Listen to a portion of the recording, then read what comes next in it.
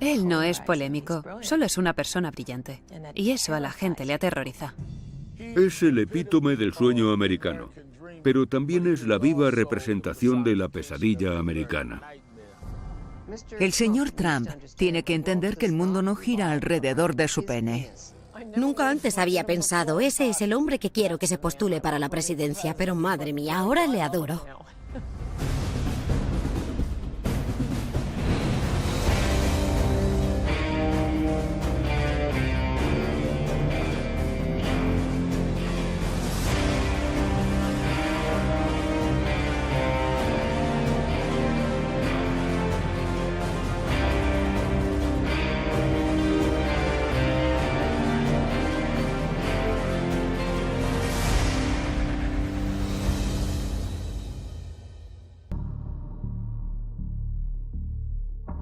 Cuando conocí a Donald Trump, estábamos en sus oficinas en el edificio Trump Tower, y lo primero que hizo fue enseñarme su despacho y me mostró todas las portadas de revistas de él mismo que tenía enmarcadas y colgadas en la pared. Debemos comprender que Donald Trump tiene una imagen muy cinemática de sí mismo. Lo que más le gusta hacer es sentarse en el sofá de su casa a ver películas y comer hamburguesas. Antes de meterse en el mercado inmobiliario, se planteó invertir en la industria cinematográfica. Me dijo que había pensado en mudarse a Hollywood para convertirse en productor de cine. Durante el tiempo que estuve con él no dejaba de hablar sobre películas o actores que le fascinaban. Un día me dijo que Clint Eastwood era la mayor estrella de cine de todos los tiempos. Y entonces me vino la imagen de Clint Eastwood apartándose el poncho por encima del hombro interpretando a El hombre sin nombre, paseando los dedos por encima de su revólver. Así es como Donald Trump se ve a sí mismo. Por eso, entrecierra los ojos. Creo que ha practicado la mirada de Clint Eastwood 1.000.000 de veces frente al espejo. Y se imagina a sí mismo llevando a cabo el rodaje de una película producida por Trump, dirigida por Trump y escrita por Trump. Se titularía La vida de Trump.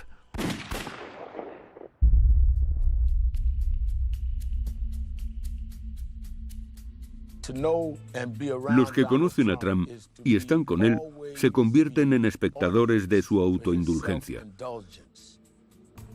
Una vez viajé en helicóptero con Don King y Donald Trump, y fue algo surrealista, porque me pasé todo el viaje callado, escuchando cómo se contaban el uno al otro lo grandiosos que eran. Y no lo digo como algo negativo. Simplemente estaban promocionándose. Ni siquiera escuchaban lo que decía el otro. Hablaban sin parar. Cuando llegamos a Atlantic City, dijo, sobrevolad el paseo marítimo, quiero que el reverendo Al vea mi imperio. Y entonces me dijo, soy el dueño de ese hotel y de ese otro. Y me enseñó una zona donde pensaba construir el Trump Taj Mahal. Junto al paseo había una zona subdesarrollada, mayoritariamente ocupada por afroamericanos, y le pregunté, ¿y qué impacto tendrá eso en sus vidas? No respondió a la pregunta, lo único que hacía era fanfarronear y hablar. Recuerdo cuando empezó a ser muy conocido dentro del movimiento Birther. Él insistía en que Barack Obama había nacido en Kenia, con lo cual no estaba cualificado para ser presidente, porque según la Constitución, para serlo debe ser ciudadano estadounidense y haber nacido en el país. Donald Trump decía, no solo es extranjero, sino que es africano, no tiene derecho. Al final tuvimos una reunión con él en su despacho. Me dijo, no soy racista, simplemente tengo dudas sobre el presidente. Le pregunté, ¿qué dudas? Ya han demostrado claramente que nació en Hawái. Han presentado el certificado de nacimiento. No me lo creo, no podemos comprobar su autenticidad. ¿Comprobar su autenticidad? Le dije, señor Trump, usted está jugando con esta idea de que es diferente a nosotros y de que es africano. No ha hecho otra cosa más que divulgar acusaciones infundadas y gratuitas contra el presidente. Pero al final te das cuenta, así es Trump. Y siempre que te encuentres con él vas a recibir el mismo mensaje contradictorio. Por un lado, para algunos de sus simpatizantes, es el epítome del sueño americano. Pero también es la personificación de la pesadilla americana, porque es un tío que tiene todo el dinero del mundo, que puede hacer todo lo que quiera, pero no deja de atacar a los demás y es un resentido. Es como Archie Bunker de la serie All in the Family, pero con miles de millones de dólares. 1, 2, 3.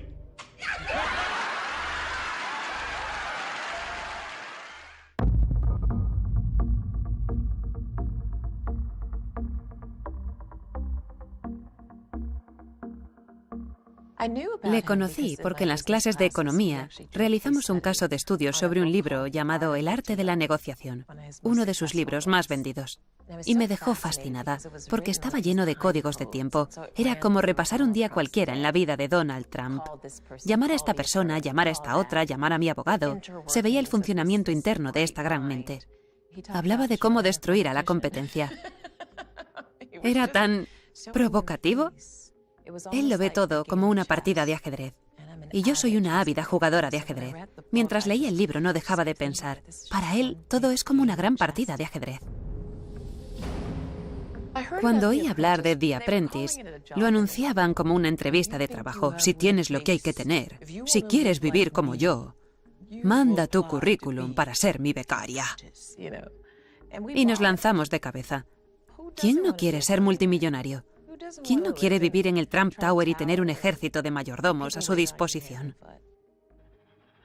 Donald Trump es la mente más brillante del mundo en cuanto a marketing y técnicas de venta. No tiene rival. Ya era muy famoso, pero se ha acabado convirtiendo en una superestrella, como una estrella del rock. You know, the show has gotten great reviews. I've gotten great reviews. Everything's gotten great reviews except for one thing, my hair. Todo el mundo decía, estás despedido, como en el programa. Todos querían estar cerca de él. He visto a gente enamorarse de él nada más conocerle. Gente que le apoya en todo lo que dice, que compra todo lo que vende, que hace cola por él, que le aclama. I am officially running for President of the United States, and we are going to make our country great again. Sabe que mientras la gente esté entretenida, mientras se sienta cautivada, mientras se mantenga la intriga, van a seguir viéndole, le van a prestar atención. Conoce mejor sus ángulos, sabe qué frases usar para elevar los ánimos, para bajarlos un poco, para dar énfasis, para suavizar. Conoce a su público. Sabe lo que esperan de él y él sabe dárselo.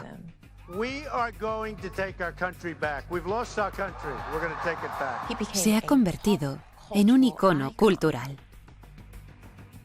Creo que se ha vuelto adicto. Cada vez quiere ser más famoso, porque nunca es suficiente. Wow. Get those teleprompters out of here. We're going to have some fun, right?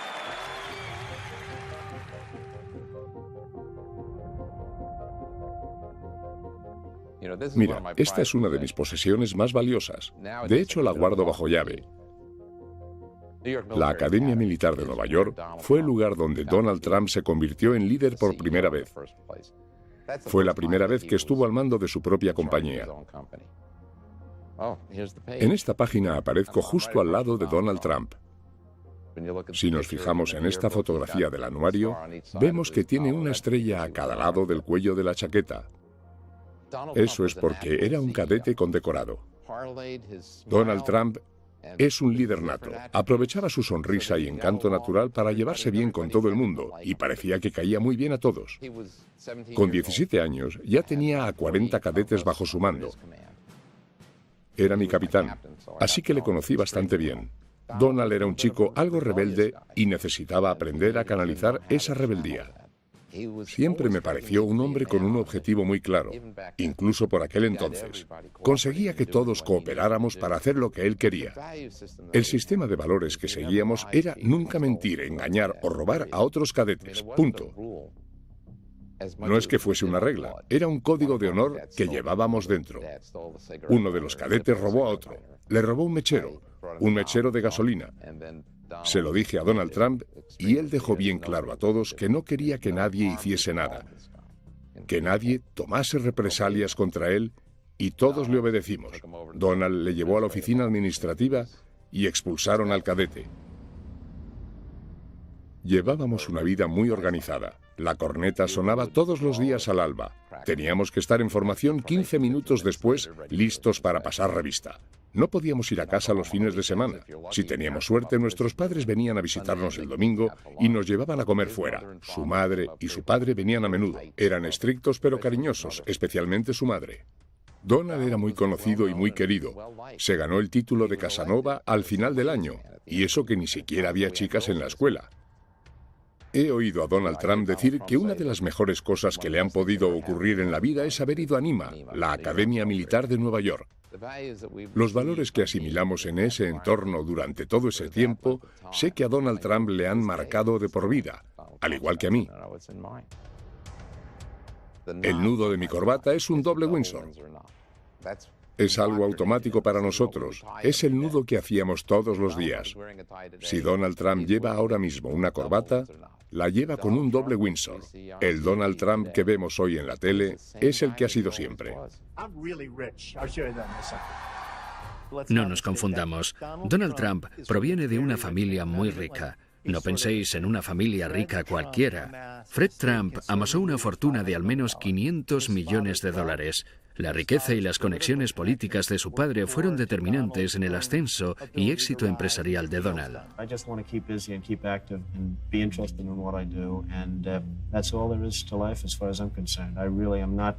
Looking to make tremendous amounts of money. I'm looking to enjoy my life, and if that happens to go with it, that's fabulous.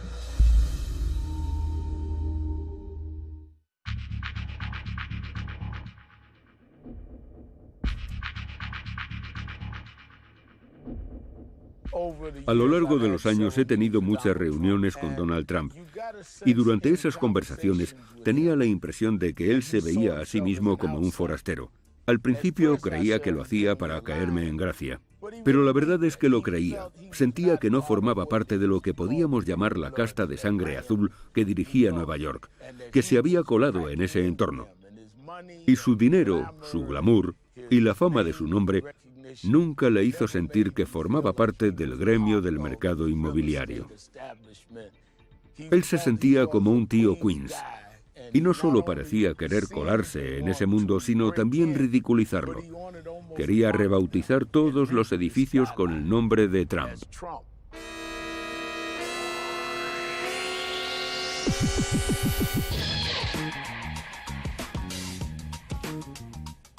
Donald Trump me llamó tocapelotas y estoy muy orgullosa de ello. Soy una auténtica neoyorquina, de los pies a la cabeza, nacida y criada aquí. Las décadas de los años 60 y 70 fueron unos años muy peligrosos, los peores años de la historia de Nueva York. Todos teníamos miedo de ser atracados. Si llevabas anillo de compromiso, le dabas la vuelta o te ponías un guante encima. Incendios, asesinatos, revueltas, violaciones. Donald Trump fue uno de los primeros en aprovecharse de Nueva York cuando estaba de capa caída, aunque de una forma positiva.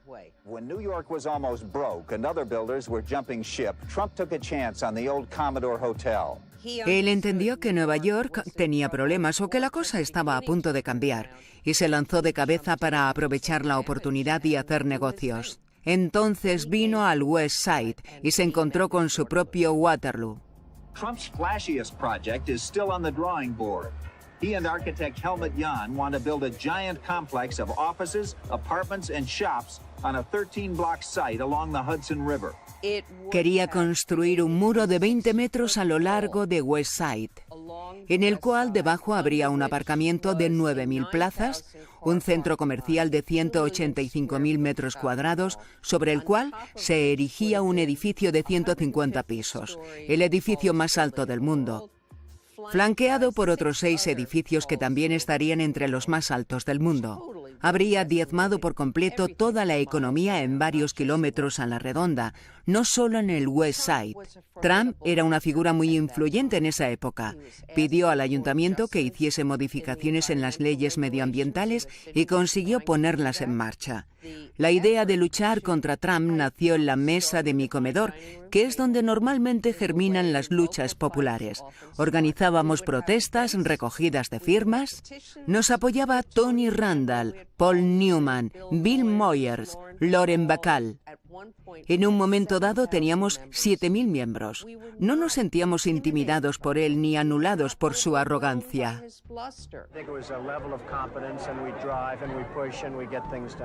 Teníamos una misión.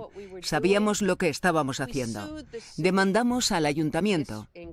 Para ello, tuvimos que reunirnos con el gran Donald, que era tan arrogante como cabía esperar. You're going to have to start pushing these people now a little bit because it's getting a little ridiculous as far as I'm concerned. Trump aceptó nuestro diseño alternativo, que es lo que finalmente se construyó.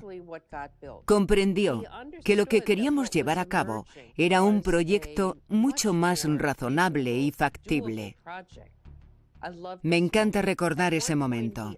En un momento dado, reculó y dijo, creo que habéis mejorado este proyecto. Le miré y le dije, Donald, quiero que algún día lo reconozcas públicamente. I got everything I wanted. 40 years of tax abatement. People would say, how did you get 40 years? I said, because I didn't ask for 50. It was so easy. Siempre le digo a todo el mundo que quiero que en mi epitafio diga, Donald Trump me llamó tocapelotas.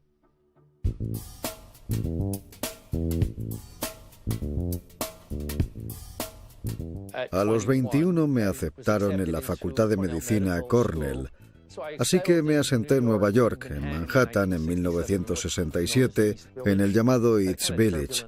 Sentía que el East Village era perfecto para un rebelde como yo, porque era una zona donde vivían muchos rebeldes, mucha gente que luchaba contra el Estado y la clase dirigente. Donald Trump quería construir en la zona de casas bajas del Soho una torre de apartamentos disfrazada de hotel para evitar las leyes urbanísticas, cuando en realidad iba a ser un edificio residencial, lo cual está prohibido. Creía que la gente del Soho éramos paletos y que podía aprovecharse de nosotros. Lo siento, Donald, si hay algún paleto aquí eres tú porque no tenías ni idea de dónde te estabas metiendo.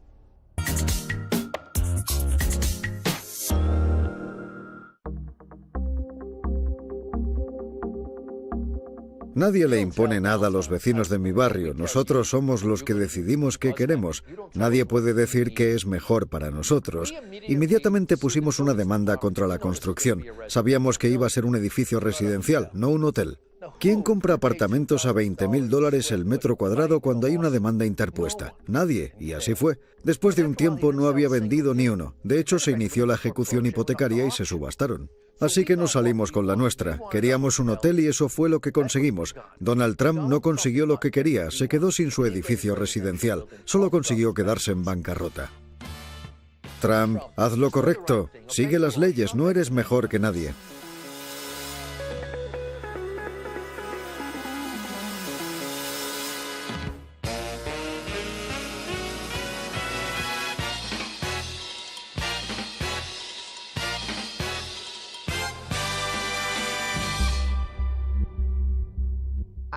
Siempre he sido abogada de derechos civiles, defensora de los derechos de las mujeres, abogada de las minorías que se han visto despojadas y privadas de sus derechos y que no han disfrutado de la igualdad de oportunidades en este país. Hemos defendido los derechos de las mujeres y de las minorías cuando hacerlo era algo muy impopular y controvertido, y sigue siéndolo en muchos aspectos.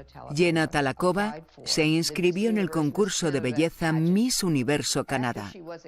Después de ser aceptada, el comité del concurso decidió expulsarla de la competición basándose en un requisito que debían cumplir las participantes: haber nacido mujer. Do you identify as trans or as a woman? To me, I am a woman. I've always been a woman. Habían violado los derechos de Jenna. Decidimos dar una rueda de prensa para dirigirnos a Donald Trump, que era el dueño del concurso, para poner fin de una vez por todas a esta discriminación tan flagrante.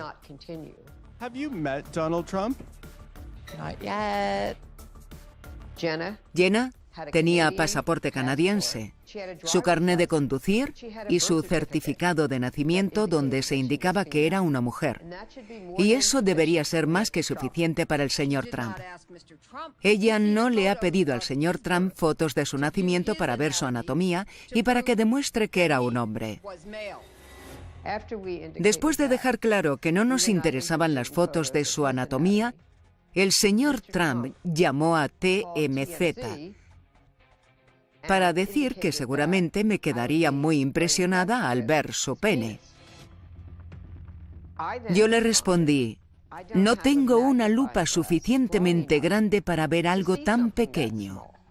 El señor Trump tiene que comprender que el mundo no gira alrededor de su pene ni del de nadie. Si alguna vez el mundo ha sido así, ya no lo es. A mí me pareció muy interesante porque me estaba insultando y atacándome directamente a mí. Esas cosas no me molestan porque el mensaje que yo entiendo es que he ganado la batalla y que tengo razón. Al final cedió. Creo que el señor Trump reconoció que en el fondo se trataba de un problema de derechos civiles. Pero al mismo tiempo, había creado una cortina de humo para no admitirlo. Gloria got involved 2 days afterwards. The decision was already made, so she's obviously just in this for publicity. Had I known she was involved, maybe I wouldn't have made that decision because she's easy to beat. Pero lo irónico de todo esto es que 1 año o 2 después fuimos al canal Fox News y de pronto entró el señor Trump en la sala de espera donde estábamos sentados. Pensé, oh no, no me ha dado tiempo para preparar a mi cliente. ¿Qué va a decirle? ¿Qué va a hacer? Y se acercó, le presenté a mi cliente y él le dijo, tiene usted a la mejor abogada que podría encontrar. No cesa hasta conseguir su objetivo, así que nunca la despida porque no va a encontrar a nadie mejor. Y me sonrió, me estrechó la mano y se fue. Pero por otro lado, su discurso cuando estaba ante las cámaras era muy diferente.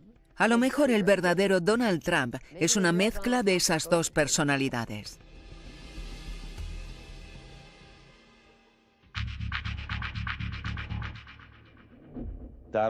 Donald Trump quería formar parte de la NFL y aprovechar un terreno muy bien cotizado que poseía en Manhattan.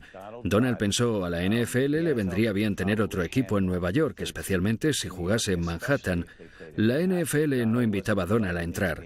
La dirección de la NFL resistía sus esfuerzos de entrar en ese exclusivo club. En 1983 estaba a punto de inaugurarse una nueva liga de fútbol americano, la United States Football League. Donald tenía un juguete nuevo, un equipo de fútbol americano profesional. We now have strong ownership. The NFL, when it was most successful, had 6 teams. At its zenith, at its highest point, they had 6 teams. That's the number of teams that we should have. No hacía falta rebuscar mucho para darse cuenta de que tenía otros intereses, sus propios intereses. El objetivo de la USFL era jugar la liga durante la primavera, cuando era la única liga en funcionamiento, cuando no se juegan otros partidos de fútbol americano. Él irrumpió en la escena diciendo, si Dios quisiese que el fútbol se jugase en primavera, no habríamos inventado el béisbol. My attitude has always been the spring was a wasteland, and I came into this league on the basis and predicated on the fact that I thought the league would move to the fall, and they have.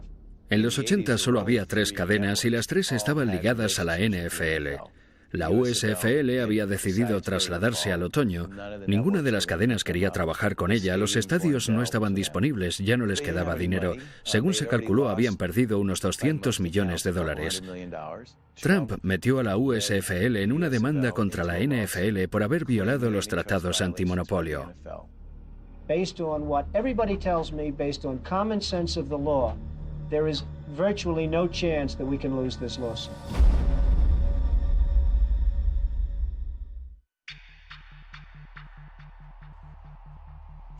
Sin duda la USFL ganó la batalla, pero perdió la guerra. El juez determinó que la NFL había violado las leyes antimonopolio, pero debido a la forma en la que se llevó el caso, consiguieron quedar como los pobres indefensos que tenían que luchar contra un gigante vestido con trajes de $5.000. Donald Trump quedó retratado como un abusón que quería quedarse con todo el pastel. El juez concedió $1 en compensación a la USFL. Como se trataba de un caso antimonopolio, la multa por daño se triplicó, así que se quedó en $3. Fue el final de la liga, ni más ni menos.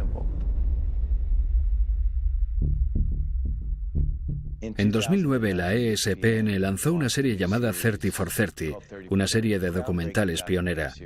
Los ejecutivos de la ESPN me pidieron que dirigiera un episodio y les contesté, bueno, solo me interesa si puedo hacer un episodio que se llame ¿Quién mató a la USFL? Ya sabéis a quién me refiero. Estuve detrás de Donald, pero se me resistió. Tenía un intermediario muy protector. Le mandaba cartas, emails, le llamaba constantemente, pero no obtuve ninguna respuesta. Después me pidieron hacer una entrevista para una serie llamada Sport Business Journal. Curiosamente, mi teléfono sonó al día siguiente y era el intermediario. Me dijo: el señor Trump está listo para recibirle.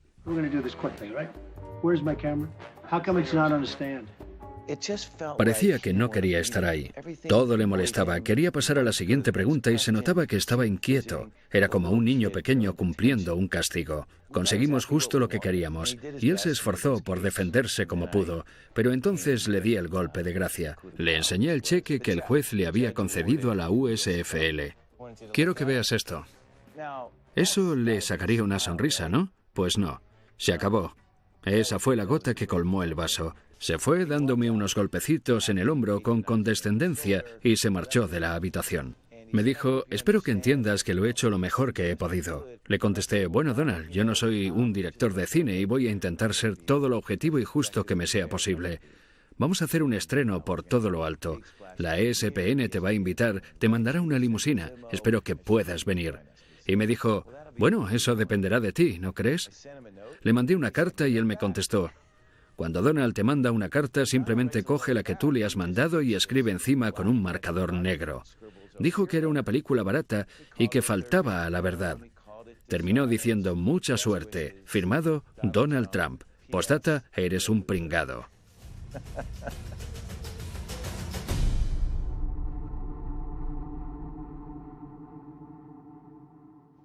No iba a vivir en una vivienda de protección toda mi vida, y lo sabía porque mi madre nos permitía soñar, explorar y usar nuestra imaginación. A pesar de toda mi educación, la primera escuela en la que me gradué fue en la de la vida.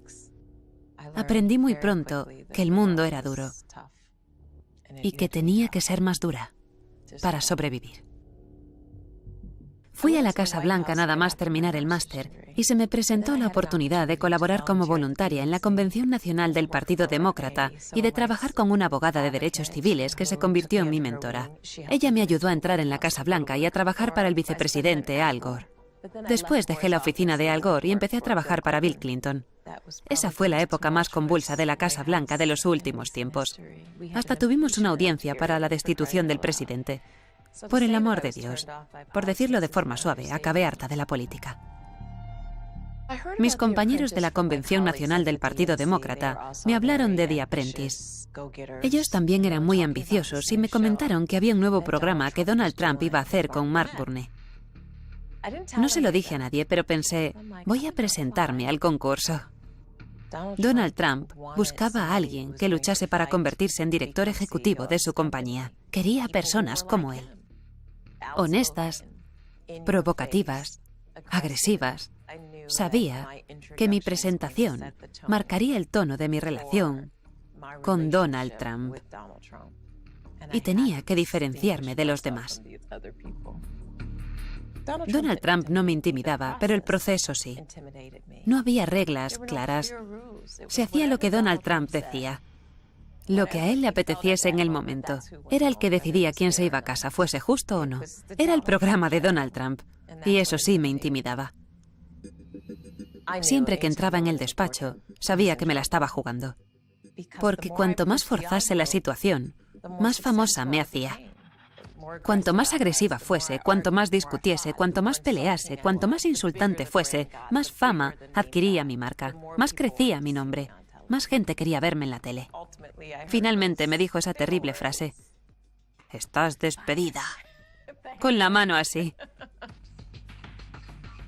Mi ambición iba más allá del concurso. Yo estaba jugando a un juego dentro del juego. No solo quería que los espectadores de The Apprentice supiesen mi nombre, quería que el mundo entero me conociese. La gente suele preguntarme por Donald, sobre si es tal y como parece, cuando en realidad Donald está jugando a un juego dentro del juego y está ganando. Y cuando no gana, cambia de juego y la gente no sabe seguirle el ritmo. Él no es polémico, solo es una persona brillante. Y eso aterroriza a la gente. Donald J. Trump is calling for a total and complete shutdown of Muslims entering the United States until our country's representatives can figure out La gente está cansada. Está cansada de que los políticos les digan una cosa y luego hagan lo contrario. Pero confían en lo que él dice. La gente que apoya a Donald sabe que lo que dice es lo que va a hacer. Porque todo lo que ha dicho en el pasado lo ha hecho. We're bringing our jobs back, folks. We're bringing our jobs back. We're going to bring them back.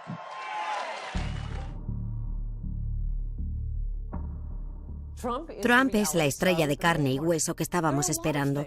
Cuando veo a Donald Trump, veo muchas más cosas y a mucha gente le pasa lo mismo. Pero desde que empezó a postularse para la presidencia, le he visto desde un prisma completamente nuevo. No imaginaba que pudiese convertirse en un candidato serio hasta que dio el discurso de los violadores mexicanos. When Mexico sends its people, they're not sending their best. They're not sending you. They're not sending you. They're sending people that have lots of problems, and they're bringing those problems with us. They're bringing drugs, they're bringing crime, they're rapists, and some, I assume, are good people. Eso no formaba parte del discurso que llevaba preparado, eso le salió del corazón. Yo sabía que en cuanto un candidato empezase a anteponer los intereses de Estados Unidos a los de los extranjeros y a los de algunos plutócratas, ascendería meteóricamente en los sondeos. Llevo mucho tiempo rogándoles a los candidatos presidenciales republicanos, literalmente rogándoles que incluyan el problema de la inmigración, y nunca me han hecho caso. De repente Trump vio una entrevista que me hizo Jorge Ramos e inmediatamente pidió que le llevasen una copia de mi libro Adiós América. El principal tema que trato son las violaciones por parte de mexicanos. 2 semanas más tarde, cuando estaba dando el discurso presentando su candidatura, se salió del guión y empezó a hablar de los delincuentes, traficantes de drogas y violadores que México nos envía. This is hate language. This will incite violence not only against Mexican Americans, Mexicans, but also against migrants. Y cuando una semana más tarde vi que no se había retractado después de todo el escándalo, pensé, aquí está, es el candidato que estaba esperando. It's not about me, it's about you, believe me. This is a movement.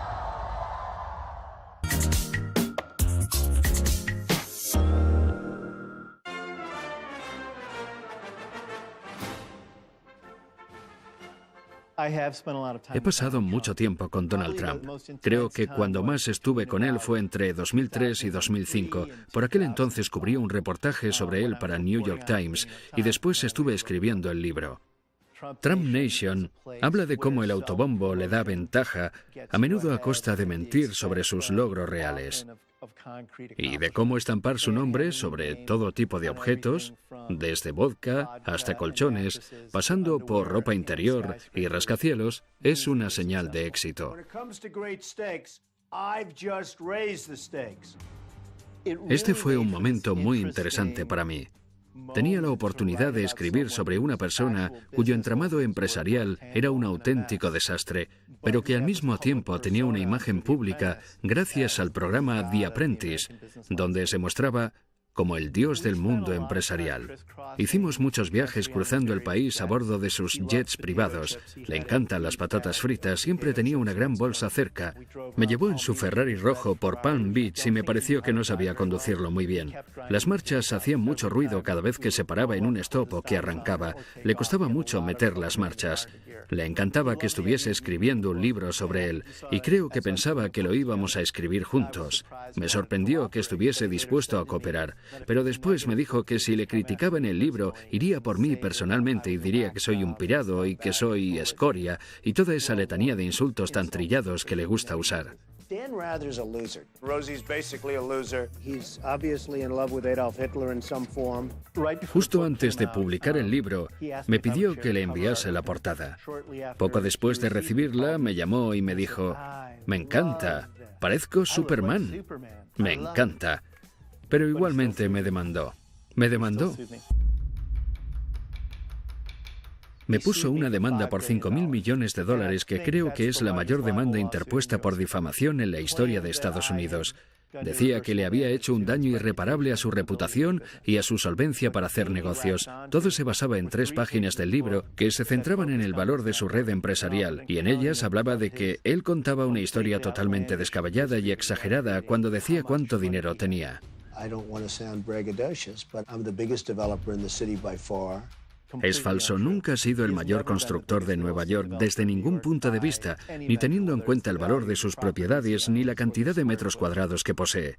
Yo estaba dispuesto a llevar a juicio la veracidad de los hechos de mi libro. Creo que él pensaba que mi editorial se iba a echar atrás. Cuando superó el shock inicial de saber que íbamos a litigar con todas nuestras armas contra él, se dio cuenta de que, como me estaba demandando por supuestamente mentir sobre su riqueza, tendría que enseñarnos todos los recibos de sus impuestos y sus libros de cuentas, y evidentemente nunca los había hecho públicos. Durante el juicio presentamos un recuento del valor de su red empresarial elaborado por uno de sus bancos.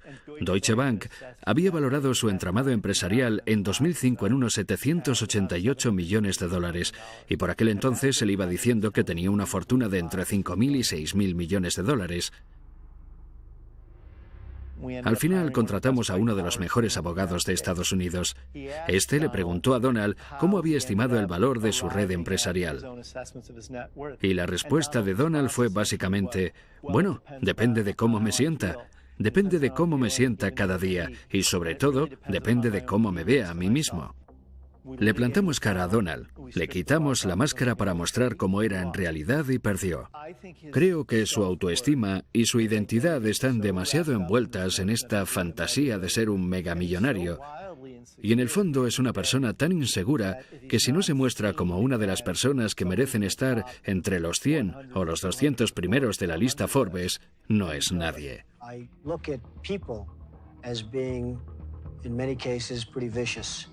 And unless you're going to have a certain way, you're going to be eaten alive.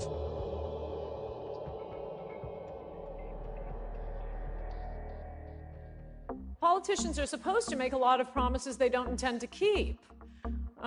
They're not supposed to tell us what they really mean. I've never seen anything like this Donald Trump before. Nadie, salvo un multimillonario excéntrico que ama a Estados Unidos, podría hacer lo que él está haciendo. Porque sus contribuyentes le dirían, no, ese no es nuestro mensaje. Demuestra tener mucho carácter porque está dispuesto a perder dinero, a perder amigos en su mismo vecindario. No está tomando una decisión muy popular.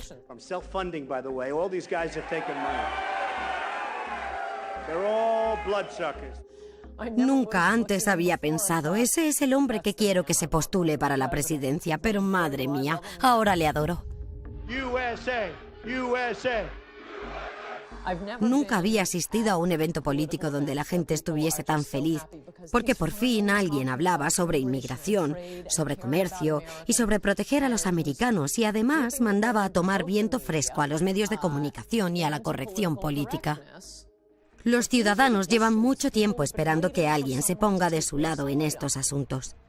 En todos sus mítines, ¿cuál es la frase que despierta más ovaciones? Voy a levantar un muro. Todo el mundo se pone en pie al oírlo. Es cuando más le aplauden. Si nota que se está alargando demasiado, que la gente empieza a aburrirse, que dice algo que no gusta, si quiere ganárselos de nuevo, empieza a hablar del muro.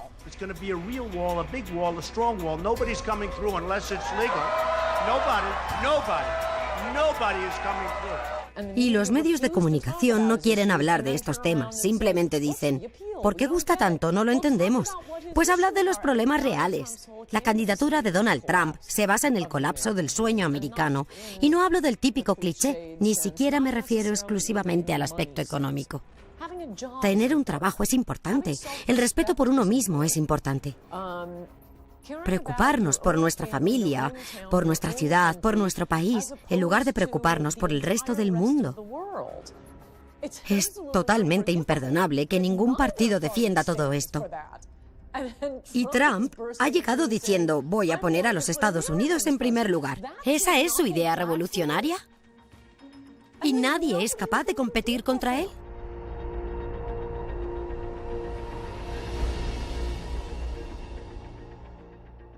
We view this as war. Don't we view this as war? It's war.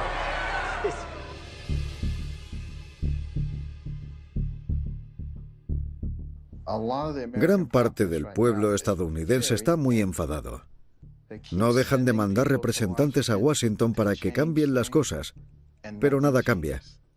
Y la cosa va cada vez peor. Y a menos que alguien luche por ellos, nada va a cambiar. Estados Unidos es ahora igual que la Roma antigua. La ciudad se está desmoronando a nuestro alrededor y el pueblo solo quiere ir al Coliseo. Estamos en ese punto y Donald Trump resulta que lo ha comprendido.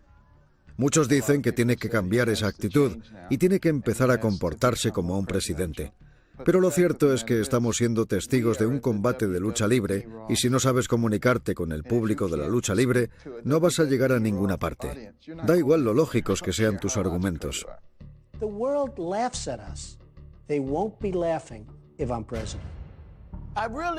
Creo que el objetivo final de Donald Trump, cuando empezó a postularse para presidente, era desarrollar y afianzar influencias políticas y ganar más poder. Y creo que en algún momento, al ver todas esas masas y toda esa gente apoyándole, empezó a pensar, puedo ganar estas elecciones. Pero en el fondo no estoy convencido de que quiera ser presidente. Creo que si un día se despertase y tuviese que dirigir el país, para él sería una auténtica pesadilla, porque ni siquiera sabe dirigir su negocio correctamente. No es un buen director, pero es un promotor excepcional, y no tiene que dirigir nada mientras que sea capaz de seguir jugando con humo y espejos. Y él sabe jugar con ellos mejor que nadie que yo conozca. We have huge deficits, we have huge unemployment, we have huge problem, and we're not respected. Estoy segura de que me pasaré los próximos 8 años criticándole por haber hecho esto o lo otro, pero creo que va a construir el muro. Creo que va a limitar y a prohibir completamente la inmigración de musulmanes, a reducir la inmigración en general y a deportar a los extranjeros ilegales. Si le quitamos los grilletes a las fuerzas del orden, vamos a librarnos de muchos inmigrantes ilegales, y los estadounidenses llevan mucho tiempo pidiendo a los políticos que lo hagan, pero no les hacen caso. We have thousands of people trying to get in. Should we let them in or not?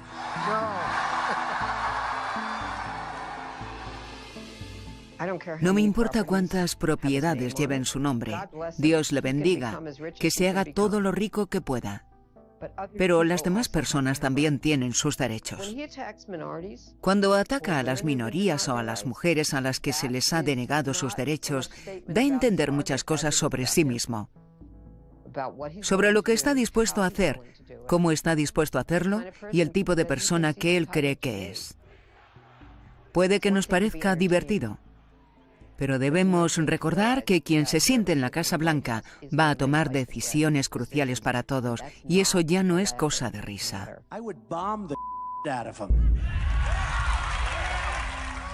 Irónicamente, lo que me asusta de Donald Trump es lo mismo que le asusta al Partido Republicano. ¿Cómo volveremos a controlar todo esto? ¿Hasta cuándo va a durar? ¿Y hacia dónde nos lleva? Me recuerda a cuando de niño me llevaban a la montaña rusa de Coney Island porque no sabía dónde iba a terminar el viaje. Solamente rezaba para que terminase y que el vagón no se saliese de los raíles.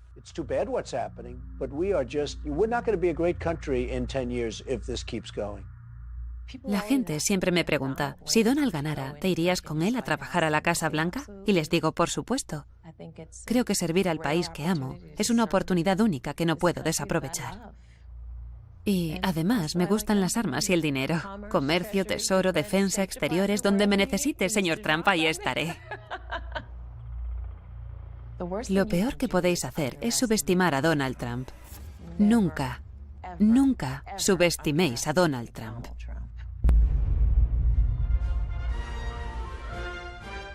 Creo que la Casa Blanca de Trump tendría unos 50 pisos de altura. Estaría pintada de dorado, instalaría luces intermitentes por toda la avenida Pensilvania. El Air Force One estaría incrustado de diamantes. La televisión emitiría más charlas del presidente junto a su chimenea de las que querríamos ver en toda nuestra vida. Aparte de eso, puede ser un buen presidente, pero cualquiera que piense que Donald Trump va a desaparecer está tremendamente equivocado.